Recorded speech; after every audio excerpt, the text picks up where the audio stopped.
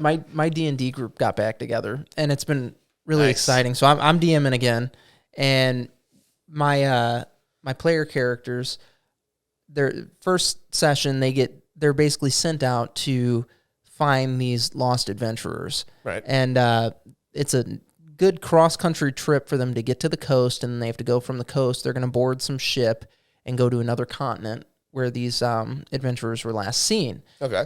So they're making their way to the coast, and they were attacked and captured by goblins. They get into this goblin cave system and strongholds. Goblins. Your whole party got captured by goblins? They were grossly overrun. And it just seems like, how do these tiny little goblins catch you? Level 1's a bitch. Level 1 is brutal. So they get captured. They are being sold off as slaves, is what you find out. The goblins are like, oh yeah, no, we're selling you. Yeah, they're in the trade. Yeah, we have no use for you. Yeah. And the party's like, okay, so as they're being transported through the caves to be taken to whatever slave traders they're going to, they manage to escape, and they get in these big brawls with tons of goblins. They kill the goblins' king and make their way out of the cave system. Right. They get out of the caves. It's dark out. They're exhausted. They're like, fuck, dude, we got to go rest. So they go just a little ways from the mouth of the cave and go to bed. And a goblin comes up and starts yelling, and was like, hey, I'm here. I'm peace. And they're like, what do you want? And he's like, we're on the same team.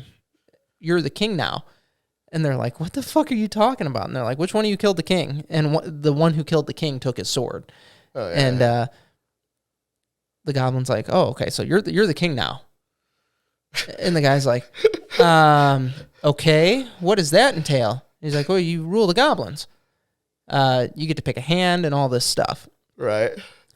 And the guy's like, okay, is there a way that we can get to the coast faster using your cave system? Is really how this started. And they were like, well, yeah, technically, but it might be kind of perilous. So we can do that. You can at least rest for a little bit here so that you're good to go on your nice long journey. And they're like, okay. So they go into the caves, and he's like, oh yeah, by the way, there's goblins that were loyal to the last king that are probably going to try to kill you. And they're like, how many are there? And they're like, well, there were really 12 that you had to worry about, 10 to 12, somewhere in there. Like the captains. Exactly. Yeah, his right hand gobbies or whatever. Yeah. So they go through, and the first thing the king does is orders all these people to be killed.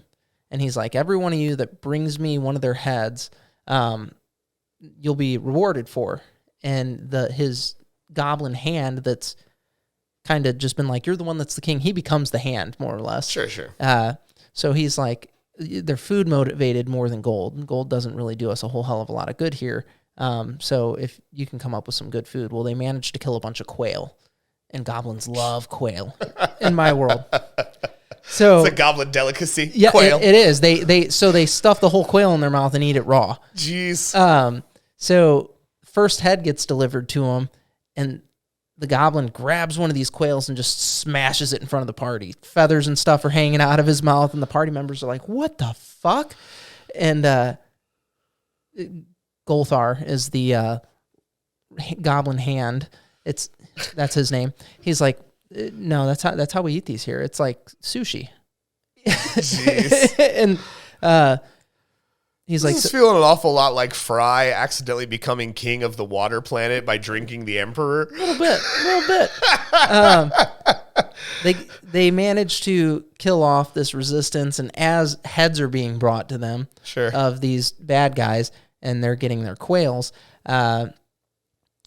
slaves are brought to them because they're like, hey, we captured some more slaves. Right. Here's a reward for you. Yeah, and the king's like, whoa, what do you mean slaves? He's like, we don't do slaves anymore. That's not our thing. And the goblins are like, well, what the hell are we going to do? This is how we barter. And they're like, no, we don't barter like this anymore. So you can make things. You guys are good at making things. Just trade that. Sure.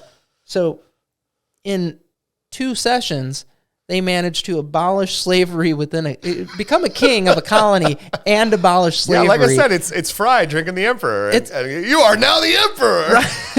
You drank our emperor. It's been a lot, but now they've added this fold that I totally didn't anticipate of, oh, well, now they rule this little goblin sect. And it's, like I said, players are never going to do what you want them to do. It's my fault because I thought giving them this guy that's like, you're the king now, they're either going to kill him or tell him to piss off.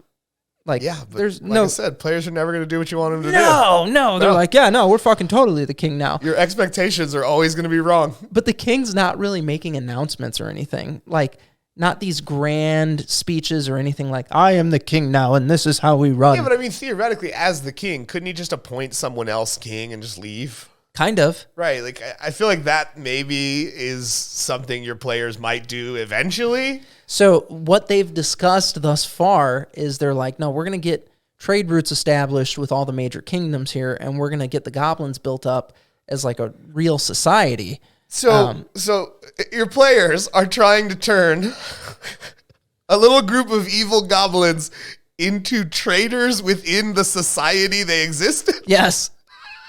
How the hell's that ever going to work? And not because they were trading people, which is bad. I understand that, right? But like, are the rest of these cities also inhabited by goblins? Because unless that's the case, I don't know that people are going to be cool with that. Well, and that's the funny part. So one of the party members is a goblin, and like I played a goblin in a previous campaign. Sure. I did Weeby Goblins back when it came out. You're looked at with a good amount of prejudice because you're not a normal member of society. That's what I'm saying. So how are you going to integrate this within your kingdom? That's what they're having to figure out right now. And but this has nothing to do with your overarching story, nothing right? to do with it.